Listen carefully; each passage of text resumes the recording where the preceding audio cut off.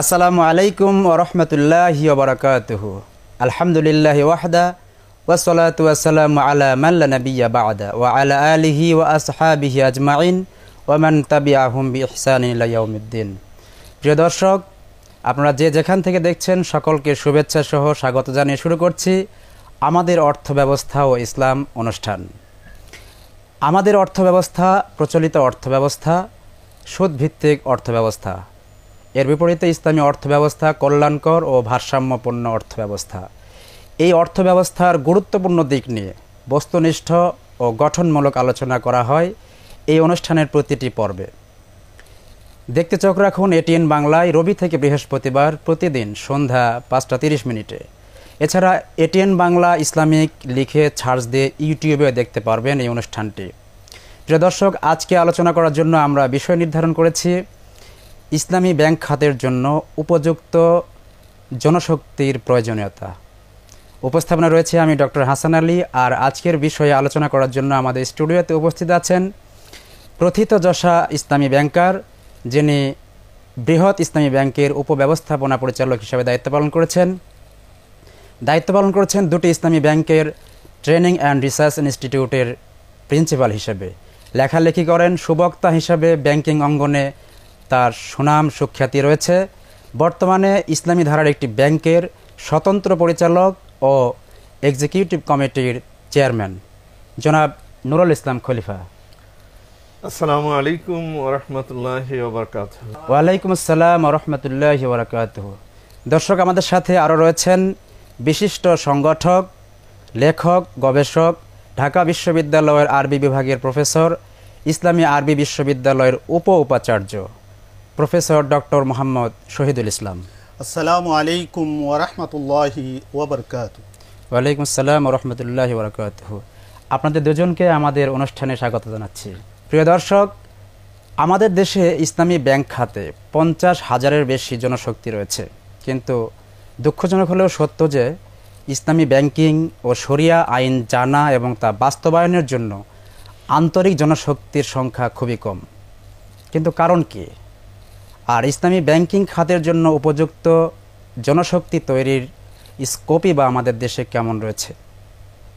এ খাতে জনশক্তি নিয়োগ প্রক্রিয়া কেমন হওয়া উচিত? এসব বিষয় নিয়ে আজকের পর্বে আমরা আলোচনা করব। তো প্রথমেই নুরুল ইসলাম খলিফা স্যার, আপনাকে দিয়ে শুরু করতে চাই।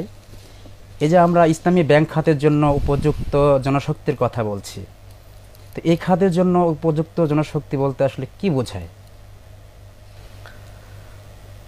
উপযুক্ত জনশক্তি কথাটি আসলে খুবই পার্টিনেন্ট বা খুবই উপযুক্ত, শব্দটিও উপযুক্ত। যে কোনো কাজ করার জন্যই যিনি কাজটা সম্পন্ন করবেন তার কিছু যোগ্যতা দরকার, সংশ্লিষ্ট বিষয়ে তার জ্ঞানগত ধারণা থাকতে হবে, তার মধ্যে নিষ্ঠা এবং আন্তরিকতা থাকতে হবে, তার এই বিষয়ে দক্ষতা এবং যোগ্যতা থাকতে হবে। এই গুণগুলো সম্পন্ন যখন আপনি কাউকে কোনো কাজে নিয়োগ করবেন, ওই কাজের জন্য তিনি হলেন উপযুক্ত জনশক্তি। এই বিষয়ে কিন্তু আমরা কোরআনে কারিম থেকেও একটা সাপোর্ট পাই, যে সূরা আল কাসাসের 28 থেকে 26-27 আয়াতে কিন্তু আল্লাহ তাআলা মুসা আলাইহিস সালাম যখন মাদায়েনের দিকে যাচ্ছিলেন, তখন উনি যে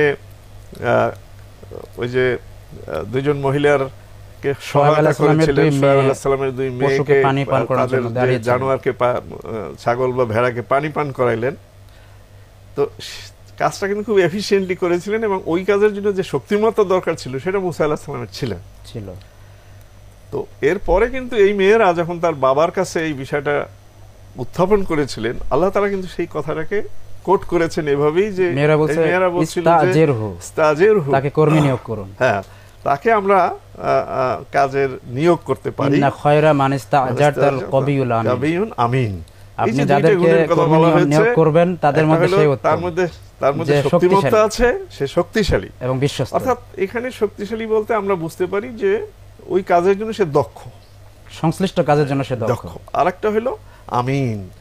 আমিন মানে হলো অত্যন্ত আমানতদার, বিশ্বস্ত। সুতরাং যে কোনো জায়গায় একজন যোগ্য লোক আমরা তাকেই বলতে পারি যার মধ্যে এই আমানতদারি আছে, যার মধ্যে নিষ্ঠা আছে এবং সংশ্লিষ্ট কাজটি করার জন্য প্রয়োজনীয় নলেজ এন্ড এফিসিয়েন্সি আছে বা যোগ্যতা আছে এবং আন্তরিকতা আছে। এটাই হলো যোগ্য। চমৎকারভাবে স্যার আপনি এই বিষয়টি উত্থাপন করেছেন যে ইসলামী ব্যাংকিং এর জন্য তাই একজন ব্যাংকারকে নলেজেবল হতে হবে, তাকে শরিয়া আইন জানতে হবে এবং এটা বাস্তবায়নের জন্য তাকে আন্তরিক থাকতে হবে।